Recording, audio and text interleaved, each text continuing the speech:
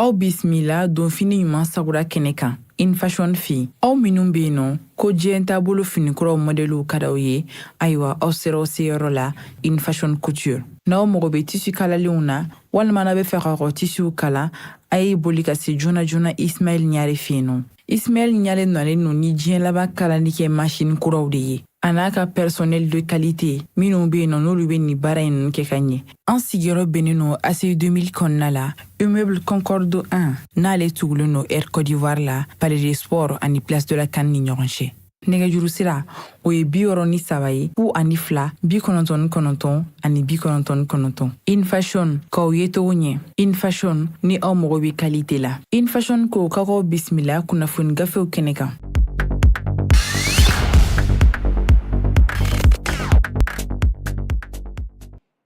An balima joliba jabarani filɛbaw an ka foli ani tanuni an b'o taga di aw bɛɛ lajɛlen ma. Bi o ye araba ye limanaw min ye février kalo ale tile 13 tile 14 sɔrɔ san 2024 limanaw min ye aw ka joliba kunnafoni di gafew ye olu sigilen de filɛ nin aw ye min ye laadala jɛmukan de don a bɛ sigi don o don ka daminɛ ntɛnɛn fo ka se juma ma min ye nɛgɛ kanɲɛ 9 mana tɛmɛ ni sanga 30 ye fo ka se a kanɲɛ 10 ma. Limanaw kunnafoni di gafe minnu bɛ sɛbɛn ka jamana kunnafoni ɲini k'a bila a kɔnɔna la. O kumana anw bɛ nin kɛnɛ in ka o lakale aw ye bamanankan na. An minnu bɛ k'an lajɛ nin wagati in na, an minnu bɛ k'an filɛ ani an minnu bɛ k'an lamɛn radio joliba sanfɛ Mali kɔnɔ ani Mali kɔkan, an b'aw bɛɛ lajɛlen fo dantɛ foli min na. Limanaw gafe damadɔ b'an bolo yan min ye le soir de Bamako ale bɛ yan, le Pelinkan fo ka taa se Nouvelle Horizon. Limanaw an bɛna ninnu de lakale aw ye. A bɛ se ka faamuya sɔrɔ jamana kunnafoni la cogo min na. O kumana an b'a fɔ ɲɛna aw bisimila. An b'a daminɛ ni fasiride sɛbɛn min ye an k'a ma ko le soir de Bamako. Limanaw soir de Bamako kumana a ko a ye ɲininkali de kɛ. A ko min ye premier ministre ye n'o ye gouvernement ɲɛmaa ye Dr Choguel Kokala Mayiga, ko a na ye min ye kɛnɛ kan wa jɛmukan min bɛ yen n'a bɛ to ka sigi n'u k'a ma ko Malikura taasira 2 sini yɛrɛ de o y'o dɔgɔ duman ye. Premier ministre kan ka wele ka na o kɛnɛ in kan. Laadala ministre bɛɛ lajɛlen bɛ tɛmɛ nin kɛnɛ in kan. I ka baara ye min ye min b'i bolo dalen b'i bolo ka kɛ ka se k'o ɲɛfɔ. Nka limanaw kumaw cayalen bɛ premier ministre nɔfɛ bi n'o ye Dr Choguel Kokala Mayiga ye. Yalima ko a na ye nin kɛnɛ in kan wa? Ɲininkali min n'a kɛra nin ye, maliden caman de bɛ ka nin ɲininkali in kɛ i yɛrɛ la k'a sababu kɛ ko premier ministre Dr Choguel Kokala Mayiga ko a tunnen bɛ maaw la nin waati in na. A tɛ ka ye gouvernement ka yɛrɛkɛyɔrɔba minnu bɛ yen ni premier ministre yɛrɛ kan ka olu ɲɛ minɛ a tɛ ka ye yen nɔ. Min ye hali jabaranisoba yɛrɛ n'o ye ORTM ye a tɛ ka ye o si la. Mun de bɛ se ka nin ɲɛfɔli kɛ k'a fɔ Choguel Kokala Mayiga ɲɛfɔli jumɛn de bɛ se ka k'a la ka tunu nin cogoya in na tan.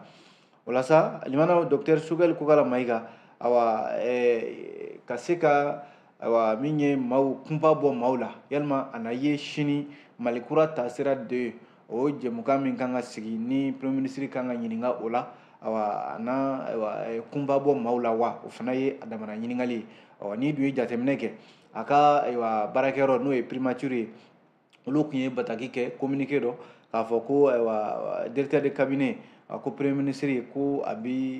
directeur de cabinet ko k'a bɛ bɛɛ ladɔnniya k'a fɔ ko bɛɛ ka ye Malikura taasira 2 min ni premier ministre Dr Choguel Kokala Mayiga ko a kan ka wele o kɛnɛ kan son excellence monsieur le premier ministre ko Dr Choguel Kokala Mayiga ko don min n'o sigilen bɛ ka kunnafoni di maaw ma ko gouvernement ɲɛma jɛmukan min n'u k'a ma ko Malikura taasira 2 o yɛrɛ bolodalen bɛ ka bila sini alamisa février kalo tile 15 nɛgɛ kanɲɛ 10 waati salle de conférence min n'o filɛ nin centre international de conférence de Bamako la CICB communiqué min ni a ka directeur de cabinet y'o kɛ o communiqué in de filɛ nin. Limanaw fasiri soir de Bamako y'a jira k'a fɔ ni nin communiqué in kɔni kɛra Dr Choguel Kokala Mayiga yalima ɲininkali min fana bɛ se ka tugu o la a bɛ lafiya bɔ de la wa? Sabu ni maliden caman bɛ yen minnu bɛ ka u yɛrɛ ɲininka premier ministre ka kɛnɛya ko la alima tunnen min filɛ nin ni a tɛ ka ye jabaraniw na jamana ka jɛrɛ minnu bɛ yen n'olu ni gouvernement ɲɛmaa kan ka ye olu la ko a tɛ ka ye nin si la. Ko hali kalo min filɛ n'o ye février kalo ye o daminɛ la awa maaw hakili b'a la k'a fɔ ko premier ministre awa kun kan ka jɛrɛ dɔ ɲɛ minɛ awa walasa mali ni jamana tɔ i n'a fɔ niger ani burkina yɔrɔ olu ye jɛrɛjɛkulu dɔ sigi n'u k'a ma ko AES o bɔra CEDEAO la ko premier ministre kun kan ka awa jamanadenw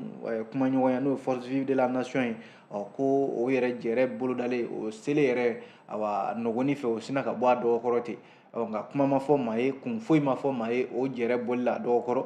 nka limanaw premier ministre kɔni ma ye a fana kɛnɛ kan nin bɛɛ lajɛlen sigasigana don maaw kunkolo la k'a fɔ ayiwa premier ministre mun de b'a la n'o ye docteur Choguel Kokala Mayiga ye a ka nin tununi cogoya in na ta limanaw a bɛ maaw hakili lajigi k'a fɔ ko ayiwa yanni o cɛ min ye secteur privé ye yɔrɔ premier ministre ni olu ye ɲɔgɔn ye nin AES ko in fana na nka jɛrɛ min kun kan ka tugu o la ni premier ministre balila ka tunu a ma ye o jɛrɛ in kɛnɛ kan docteur Choguel Kokala Mayiga ko nin waati in na maaw kɔni a kunba bɛ maaw la a bɛ fan min fɛ a bɛ sɛgɛnlafiɲɛbɔ de la wa farikolo de ta cogoya la wa jamanaw nin bɛɛ de bɛ maaw bɛ k'u yɛrɛ ɲininka nin bɛɛ lajɛlen de la nka ɲininkali kelen min fana bɛ yen n'o bɛ na maaw hakili la kuma bɛɛ o ye k'a fɔ premier ministre sini alamisa malikura taasira de min filɛ nin n'a kan ka sigi o kɛnɛ kan ka ɲɛfɔli kɛ jamanadenw ye a ka baara la ɲininkali kelen bɛ n'a sɔrɔla a bɛna kunfa bɔ maaw la maa minnu bɛ yen n'olu bɛ ka kuma ni u t'a dɔn premier ministre ko in a bɛ lahala min na sisan docteur Choguel Kokala Mayiga ko a na ye kɛnɛ kan sini wa o ye fana ɲininkali ye limanaw maaw hakili fana b'a la k'a fɔ premier ministre farikolo kun ma jagabɔ waati dɔ la o kun ye san 2023 tɛmɛnen yɔrɔ premier ministre bana dɔ kun y'a minɛ o kuma cayara kosɛbɛ a kun taara sɛgɛnlafiɲɛbɔ la waati la n k'a fɔ ministre min n'o bɛ an ka mara cɛmabɔli kunna administration du territoire et de la décentralisation gouvernement ka kuma lasela don Abdoulaye Mayiga colonel ale de bilala o waati premier ministre nɔ na ka waatinin kɛ n'o ye intérim ye nin waati in na docteur Choguel Kokala Mayiga ka nin tununi cogoya in na a ka cabinet ko olu kɔni bɛ ka baara kɛ a kɔfɛ nin waati in na fɛn baara o baara bɛ yen n'o bɛ kɛ premier ministre ka baarakɛyɔrɔ la o bɛɛ bɛ ka kɛ k'a sɔrɔ ni intérim kɔni tɛ yen fɔlɔ maa min bɛ bila a nɔ na nka limanaw zena n'a ma ɲɛ k'a fɔ nin bɛ nin cogoya la ko ni premier ministre n'a a tununa fo k'a kɛ tunu janya yɛrɛ ye a tɛ ɲɛ yɛrɛ la a diyagoyalen bɛ jamanakuntigi kan a ka gouvernement kura sigi walasa ka se ka baaraw u kana se ka jɔ o dun limanaw n'i y'a lajɛ o dun maa bɛ se k'a fɔ ko o ye ko ye ko min bɛ yen ni a bɛ se ka kɛ sabu minisiriso dɔw bɛ yen bi tɔgɔcɛn bɛ olu nɔfɛ i n'a fɔ minisiriso min n'o bɛ an ka foroba baara fonction publique ale kunna yɔrɔ ale ka cabinet maa caman de bɛ yen ko olu tɛgɛ tara yuruguyurugu la jamana ka foroba ɲɔgɔndan min bɛ kɛ n'o ye fonction publique ye olu caman de bɛ yen olu minɛna k'u lasago k'a fɔ siga kɛr'u la yuruguyurugu sababu la min ye chef de gouvernement ye gouvernement ɲɛma docteur Choguel Kokala Mayiga yalima a na balana kɛ maaw la wa jamanadenw na wa sini enregistrement min kan ka kɛ malikura taasira de a na ye o kɛnɛ kan wa ɲininkali don dɛ limanaw premier ministre ala ka a ɲuman na kɛnɛ kan o mana bɔ yen soir de Bamako kelen y'a jira k'a fɔ limanaw lakanabaliya kuma min n'o bɛ jamana kɔnɔ halisa a b'a sɔn dɛ ko n'i y'a lajɛ cɛ marifatigi dɔw olu kɔni taara dugu dɔ na baganw bɛɛ lajɛlen cɛ ka taa n'a ye a kɛra yɔrɔ min na o ye Tasharan de ye Tasharan filɛ nin ye Gawo mara kɔnɔna la ko dugu bagan fɛn fɛn bɛ yen limanaw bagan fitinin n'a kumaba o y'a bɛɛ cɛ ka taa n'a ye fasiri de bɛ ka nin kuma fɔ soir de Bamako a ko nin waati laban in na ni tile laban ninnu na a jarala k'a fɔ ko bagan suɲɛ ka baganw ta ka taa n'a ye Gawo mara la a ɲɔ ɲɛnen bɛ yen kosɛbɛ soir de Bamako y'a jira k'a fɔ nin kɔni kɛra ko cɛ marifatigi dɔw minnu ma se ka lakodɔn u bɛ motow de sanfɛ février kalo tile 11 tɛmɛnen san 2024 k'u nana Tasharan a filɛ nin secteur gourma kɔnɔna la commune Gunzurei a bɛ commune Gunzurei kɔnɔna la limanaw ko u nana u ka baganw bɛɛ lajɛlen cɛ ka taa ni a ye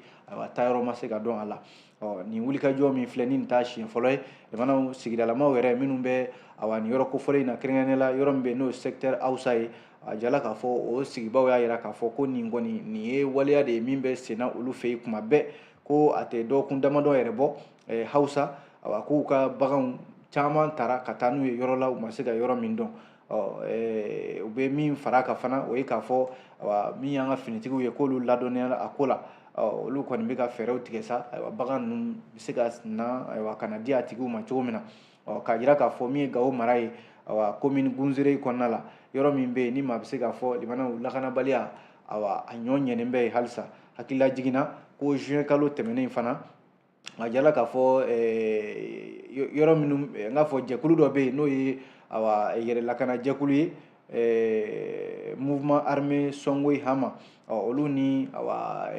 kurun dɔw n'o ye kurun min bɛ boli ji kan k'u ni o maa dɔw bɛnna o kɛlen bɛ ka kurun in fa maramafɛn de la n'o ye finitigiw ka minɛnw ye o bɛ ka bɔ Gurabɔ commune kɔnɔna la ko min ye jɛkulu ye Songoyi Hama o ye nin kurun in kunbɛn o y'a sɔrɔ a falen bɛ minɛnw de la n'o ye kɛlɛkɛminɛnw ye minɛn ninnu bɛ taa yɔrɔ yɔrɔ maa si kɔni t'a dɔn nka limanaw ko u ye ninnu kunbɛn maa min kun dalen bɛ minɛn ninnu kan ale y'a ye k'a fɔ tiɲɛna u bɛ fɛ ka minɛ sisan ale kɔni y'i fili ji la ka tunu ni a yɛrɛ ye maa kelen bɛ yen o minɛna ka t'o di Gawo gendarmerie maaw ma n'i y'a lajɛ limanaw ko kabi san 2012 Mali kɔrɔnfɛn dugu minnu bɛ yen n'olu bilala lakanabaliya kɔnɔ ni bɔnɛw ani ka maaw ka baganw ta ka tunu n'a ye ani marifa jagow o kɛlen bɛ sababu ye ka lakanabaliya basigibaliya don jamana kɔrɔyanfan kɛrɛnkɛrɛnnen la Gawo mara kɛmɛ sababu ye ka maaw jɔrɔ u ka sigiw la yen kosɛbɛ Soir de Bamako ka kuma don limanaw ko min ye AES Alliance des États du Sahel Soir de Bamako ko baarakɛ n k'a fɔ jɔyɔrɔbatigiw n'o ye ko fonctionnaires ye k'olu bɛ ka ɲɔgɔn ye waga n'o ye Burkina Faso faaba ye Wagadugu Burkina Faso kabi ntɛnɛn tɛmɛnen ɲɔgɔn ye bɛ sen na ye walasa ka se ka ɲɔgɔn ye wɛrɛ min kan ka kɛ minisiriw tɔgɔ la ka se ka o labɛn Alliance des États du Sahel AES a minisiriw k'olu kan ka ɲɔgɔn ye don nataw la nka yanni o cɛ maa minnu bɛ taa fuguri bɔ daba da la ka yɔrɔ furan ka jɛ ka hakililaw falen falen min ye AES ye yɔrɔ AES kɔni jɔn bɛ a jɔyɔrɔ de la nin waati in na ko fɔ ka tɛgɛ di ɲɔgɔn ma hali jamana ninnu bɛ se ka baara kɛ ɲɔgɔn fɛ cogo min na ko min ma ko confédération u bɛ fɛ ka nin bɛɛ lajɛlen de sigi sen kan a tɛna kɛ jɛrɛjɛkulu sigira ɲɔgɔn kan dɔrɔn an y'a kuma fɔ nka ka baara yɛrɛ kɛ ɲɔgɔn fɛ a kɛra ɲɛtaa baara ye o a kɛra sɔrɔ baara ye o ko AES bɛ fɛ ka nin bɛɛ de bila sen kan k'a kɛ sɛbɛko ye o de la ko jamana saba in baarakɛla minnu ye jɔyɔrɔbatigiw ye olu kɔni bɛ ɲɔgɔn ye la nin waati in na Burkina Faso faaba la n'o ye Waga ye yɔrɔ yanni o cɛ minisiri minnu bɛ sɔrɔko kunna olu tun ye ɲɔgɔn ye boloda Bamako yan ani minisiri minnu bɛ u ka jamana ni jamana wɛrɛw cɛ kɔɲɔ kunna n'o ye affaires étrangères ye olu fana ye ɲɔgɔn ye kɛ Bamako yan ka se k'o ko don ba la ko haut fonctionnaire ninnu olu fana bɛ ka ɲɔgɔn ye Waga nin waati in na yanni minisiriw fana bɛna ɲɔgɔn ye dɔ kɛ o kɔfɛ fana jamanakuntigiw yɛrɛ dama olu fana kan ka ɲɔgɔn ye nin bɛɛ bɛ bila hukumu kɔnɔ jamana o de k'a fɔ bɛn kɛra min kan ka se k'a don ba la AES kɔnɔna la n'o ye ɲɛtaw ye ani sɔrɔ baaraw ka se k'a fara ɲɔgɔn kan jamana n'an bɛ bɔ Soir de Bamako kɔnɔ ni kunnafoni min ye o ye ko nin ye bandi 7 ye minnu ni tɛgɛ kɛra olu la olu kɔni ka baara kun bɛnnen tɛ foyi ma fo ka sira da maaw ɲɛ walima ka marifa jɔ maaw la k'u bolofɛnw darakiw la mɛnna n ta la ani n tora la bɛɛ bɛ ɲɔgɔn da fɛ jamana nin ye maa 7 ye Sogoninko commissariat olu de ye tɛgɛ kɛ u la n'i y'a lajɛ ninnu kɔni ka baara kun bɛnnen tɛ foyi ma Bamako dugu kɔnɔna la yan ka sunɔgɔ tigɛ ka bɔ maaw ɲɛna commissariat min filɛ Sogoninko commissariat de police min filɛ Sogoninko n'a ɲɛmɔgɔya bɛ commissaire divisionnaire Seku Mane bolo ale n'a ka cɛdenw k'u sera ka tɛgɛ kɛ maa 7 la u cɛla muso 1 b'a la limanaw ko maa tɔ 6 min bɛ yen ko olu de tun ye jɛrɛjɛkulu ye u faralen bɛ ɲɔgɔn kan suyɛnni ka marifa b'u bolo ka marifa da jɔ maaw la sɛgɛsɛgɛliw dayɛlɛlen a kɛra sababu ye pistolet automatique 3 n'o k'a ma ko PA o minɛna u la min y'an ka bamanan marifa dilancogoya yɛrɛ ye ko min ye maramafɛn caman sigiyɔrɔma caman tan caman o minɛna u la moto 2 olu minnu yɛrɛ jɔnjɔn ma se ka don o la o fana minɛna u la ko in sɛgɛsɛgɛli in bɛɛ daminɛna kabi janvier kalo tile 31 tɛmɛnen a kɛra sababu ye muso kofɔlen 1 min b'u cɛla tɛgɛ de kɛra u la ale yɛrɛ ye téléphone suyɛnna de ye ale minɛna téléphone suyɛn de la jamana ko ale ka sɔrɔ ka tɔw tɔgɔ fɔ ko maa 1 b'a la a y'o tɔgɔ fɔ ka sɔrɔ ka tɛgɛ da u kan cɛ 1 min b'u cɛla o de ka sɔrɔ ka tɔw bɛɛ lajɛlen yɔrɔ fɔ limana ko ni waati na brigade de recherche adjudant Sisoko ko olu ka sɔrɔ ka tɛgɛ kɛ maa 5 tɔ ninnu na ka sɔrɔ ka an ye maramafɛn minnu fɔ sisan ka olu minɛ u bolo kɔni mana u bilala sariya ka bolo kan kunnafoni filɛ nin ye an ye nin bɔ soir de Bamako kɔnɔ bi aw bonya b'a la.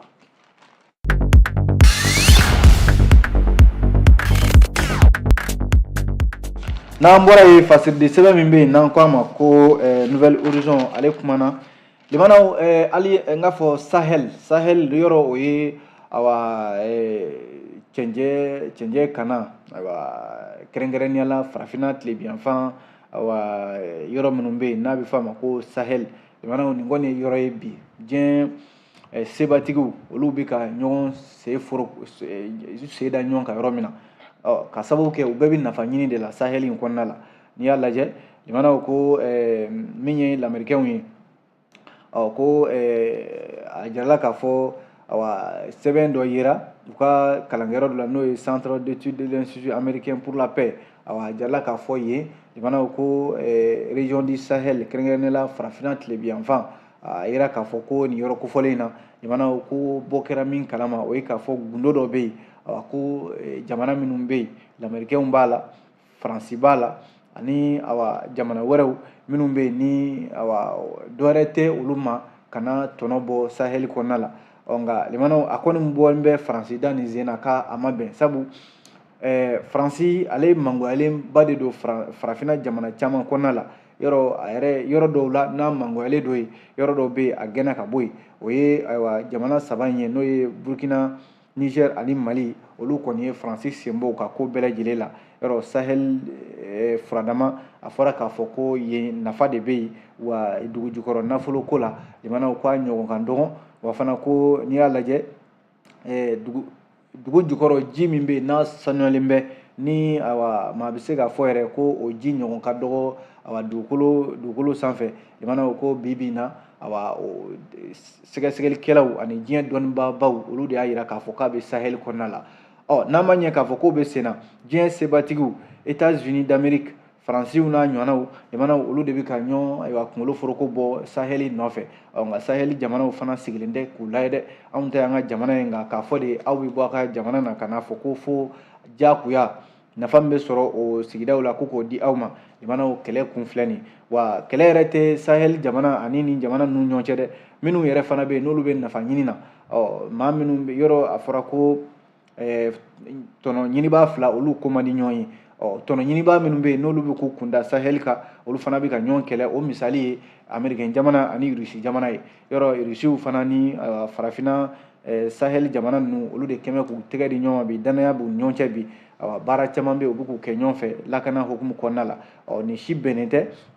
ni jamana ninnu ma i n'a fɔ lamɛrikɛn jamanaw ani faransi jamana ninnu kɛmɛ ka rusi jamana kɛlɛ o ko la kosɛbɛ wa u bɛ ka sira fɛn fɛn bɛ yen n'u bɛ se k'o da u bɛ k'o da rusi jamana ɲɛ walasa a kana se ka se sɔrɔ sahel jamana ninnu kɔnɔ limanaw ni dun y'a lajɛ jamana minnu bɛ yen i n'a fɔ burkina faso Tchad Mali Mauritanie ani Niger a bɛ waati jan bɔ kabi san 2022 fo ka n'a bila san 2023 in na kumaɲɔgɔnyaw bɛ sen na sɛbɛnniw bɛ kɛ n'o ye rapport ye ka se ka a lajɛ jamana ninnu bɛ se ka gɛrɛ sahel jamanaw la cogo min na nka limanaw an bɛ waati min na ko sisan min ye lamɛrikɛn jamana ye yɔrɔ ale ka lasigiden min bɛ Mali kɔnɔ yan ale kɔni a bɛ n'a fɔ u ka cakɛda dɔ bɛ yen n'o ye centre d'étude de l'institut américain pour la paix olu kɔni bɛ sɛgɛsɛgɛli sugu bɛɛ lajɛlen la u ni Mali jamana bɛ se ka u tɛgɛ di ɲɔgɔn ma sahel ko in a kana se ka tila olu la hali n'a sɔrɔla limanaw ji jukɔrɔ u tɛ fɛ rusi jamana fana ka gɛrɛ nin jamana ninnu na limanaw nouvelle horizon tilala k'a jira k'a fɔ ko minisiriso min bɛ yen ni o bɛ an ka forobaca baara kunna fonction publique a minisiri limanaw k'a nana bɔ ko dɔ kalama n'o ye yurukuyuruku ye maa damadɔw de bɛ réseau dɔ don min ka baara bɛnnen tɛ foyi ma n'a fɔra k'a fɔ foroba ɲɔgɔndan bɛ kɛ fonction publique ɲɔgɔndanw bɛ kɛ ka ban olu kɔni ta bɛ kɛ de limanaw maaw bɛ taa ɲɔgɔndan kɛ nka olu yɛrɛ bɛ ɲɔgɔndan kɛ wari de la ka wari ɲini maaw fɛ nka zena a ma bɛn u ma dɛ a ma diya u la sabu ko minisiri yɛrɛ ka baarakɛyɔrɔ yɛrɛ la maa min bɛ yen n'ale bɛ ɲɔgɔndan yɛrɛ ko bɛɛ lajɛlen ɲɛma directeur du centre des concours limanaw tɛgɛ kɛra a la chef de cabinet ministre ka chef de cabinet fana awa tege kɛra o la ka taa se awa baarakɛla caman ma n'o chef de mission ye minnu bɛ baara kɛ ministre de la fonction publique la awa ko tege kɛra caman na nin sen na jamana awa n'i y'a lajɛ affaire min bɛ yen n'a a bɛ concours fonction publique ale nɔfɛ a tɔgɔ b'a nɔfɛ a jirala k'a fɔ kunnafoni minnu sɔrɔla nouvelle horizon ka kuma la ko awa n'i y'a lajɛ gendarmerie ale ye sɛgɛsɛgɛli minnu kɛ a jirala k'a fɔ ko maa caman de bɛ yen minnu bɛ baara kɛ nin ministériso in na jamana u tɛgɛ kɛr'u la o bɛ garde à vue la nin waati in na a bɛ se maa 10 yɛrɛ ɲɔgɔnna ma nin bɛ olu cɛla directeur centre de concours b'a la chef de cabinet b'a la ani chargé de mission limanaw EDM ko ale tɛmɛnen kɔfɛ yɔrɔ nin waati in na awa taji suɲɛ ni groupe électrogène min n'o o sanni fana kɛra a damana dossier sariya tigilamɛw y'o ko wuli ka jɔ an bɛ don min na ko bi fonction publique fana awa ale fana ko wulilen bɛ k'a jɔ bi a jirala k'a fɔ sɛgɛsɛgɛli kɛlen bɛ k'a fɔ ko réseau dɔ bɛ yen réseau min ni réseau kɔkɔlenba don limanaw ni réseau in sigi bɛ a mɛnna n'a ma kɛ ni ministre yɛrɛ ka ayiwa sɛgɛsɛgɛli ye a yɛrɛ nagakɔrɔ k'a lajɛ ne yɛrɛ baarakɛ ɲɔgɔnw n'a fɔra k'a fɔ awa olu yɛrɛ tɛ ka bɛn ko la a y'a ɲɛɲini ka taa sɔrɔ ja fonction publique concours kɛra awa waati min na u bɛna tɔnɔ tila dɛ yɔrɔ wari bɛ minɛ maaw la k'a fɔ a ye na n b'aw passe aw bɛ baara sɔrɔ o wari tilayɔrɔ de la dɛ ministre yɛrɛ bɔr'o kalama n'o ye Fasun ye Fasun ka sɔrɔ k'a fɔ nin ko in tɛ se ka to tan ale tɔgɔ tɛna tiɲɛ k'a fɔ k'ale ye ministre ye k'a ni maa wɛrɛw jɛ don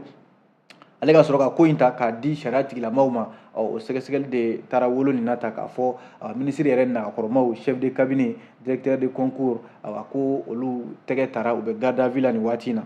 sariya kɔni b'a ka baara la don nataw olu de bɛ se k'a dɔn k'a lajɛ n'a sɔrɔ ninnu jo b'a la walima u jo t'a la limanaw an bɛ bɔ ni nouvelle horizon kɔnɔ ni kunnafoni min ye o ye ko kunungo o kun ye février kalo tile 13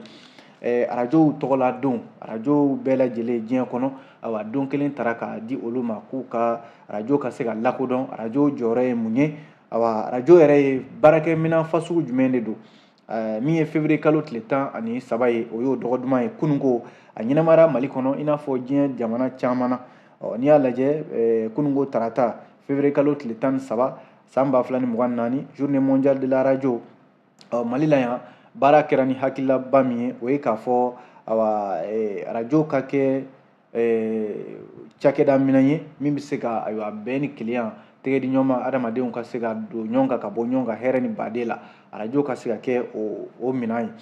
ko journée mondiale de la radio yɔrɔ ayiwa a yɛrɛ bilala sen kan diɲɛ kelenya tɔnba ka awa bolofara min ɲɛsinnen bɛ seko ani dɔnko ma n'o ye Organisation des Nations Unies pour l'éducation, la science et la culture UNESCO awa a ka sigi 36nan 36e session min kɛra san 2011 o de senfɛ Assemblée nationale des Nations Unies ale ka sɔrɔ ka a ta awa a ka sigi min kɛra san 2012 awa 67e session min n'o sigira jamanaw ka sɔrɔ k'a fɔ ko ayiwa arajo a ye don kelen d'u ma u ka sɔrɔ ka arajo yɛrɛ nafa ye min ye n'i y'a lajɛ ka kɛɲɛ ni don min fana Nations Unies a ka arajo fɔlɔ sigi n'o ye san 1946 ye ka kɛɲɛ n'o don ye o fana kɛra février kalo tile 13 de u ye don in ta k'a da arajo la arajo ye baarakɛminɛn ye limanaw kunnafoni bɛ sɔrɔ ale de fɛ teliya yɛrɛ la wa ka arajo jɔyɔrɔ ka bon kosɛbɛ buna hadamadenw ka sigi la n'i ma ɲɛ k'i bɛ kunnafoni di joona maaw ka se ka kunnafoni sɔrɔ ani ka hali ladamu sabati maaw ni ɲɔgɔn cɛ ka min ye buna hadamadenya yɛrɛ taabolo ɲuman n'i y'a lajɛ ko arajo jɔyɔrɔ ka bon a ko la kosɛbɛ baarakɛminɛn don kunnafonidiminɛn don min n'i y'a lajɛ kunnafonidiminɛn tɔw cɛ la jamanaw ale yɛrɛ de nafa ka bon kosɛbɛ ka b'a bilala sen kan fɛn kɔrɔ don nka fo kana se bi diɲɛ laban minɛn kuraw ma arajo jɔyɔrɔ ma se ka minɛ a la fiyewu o b'a jira k'a fɔ ko baarakɛminɛn don min ni jamanaw a jɔyɔrɔ ka bon kunnafoni ani maaw ladɔnniyali la joona kunnafoniko nasiraw la Mali la yan a ɲɛnamayarani min kɛra arajo ka tɔnba min bɛ yen n'o ye Union des radios diffusion et télévision libre du Mali URTEL o ɲɛma Mamudu Bokum ale ye hakililajigi kɛ k'a fɔ arajo hakɛ min bɛ Mali kɔnɔ a bɛ se arajo 451 ma minnu bɛ URTEL ka tɔn kɔnɔna la Mamudu Bokum y'a jira k'a fɔ hakilila min taara n'o de ye arajo ka kɛ sababu ye ka fɔ ka bɛn maaw ni ɲɔgɔn cɛ ka se k'o sabati ko arajo baarakɛlaw ani arajo jɔyɔrɔ ka bon o la kosɛbɛ u kan k'u hakili to o la min ye minisiri min bɛ ayiwa kunnafonidi ko kunna ale fana tun bɛ a ko kɛnɛ ka ye a ka nɔnabila ale fana y'a jira k'a fɔ ko mali bɛ lahalaya min na ani farafinna tilebiyanfan jamanaw bɛ lahalaya min na anw kɛrɛnkɛrɛnnenya la a ye misali ta AES kan k'a fɔ ko nin waati in na olu bɛ k'a ɲini ka bɔ gɛlɛya dɔ kɔnɔ setigi jamanaw ye politikiko fɛɛrɛw caman kɔlɔlɔw ta ka bin u kan ko kunnafoni ko de bɛ se ka o fana kɔlɔlɔw wuli ka bɔ u kan kɛrɛnkɛrɛnnenya arajow n'i y'a lajɛ min ye minisiri Ag Ilien ale kɔni nin kuma fɔ k'a fɔ ko bi in na u jigi dalen bɛ u kan ka sɔnni sigi o ko kan kosɛbɛ kunnafonidila minnu bɛ baara kɛ arajow la limanaw k'a jira k'a fɔ arajo tɔgɔladon ɲɛnamayara nin cogoya la Mali la yan février kalo tile 13 kunungo arajo studio tamani ale yɛrɛ ye sɛbɛn jɔnjɔn waliɲumandɔn ta ka di maa caman ma minnu bɛ baara kɛ arajo la walasa ka galabu don u ka baaraw la kunnafoni filɛ nin ye limanaw an ye nin bɔ Nouvelle Horizon kɔnɔ aw bonya b'a la.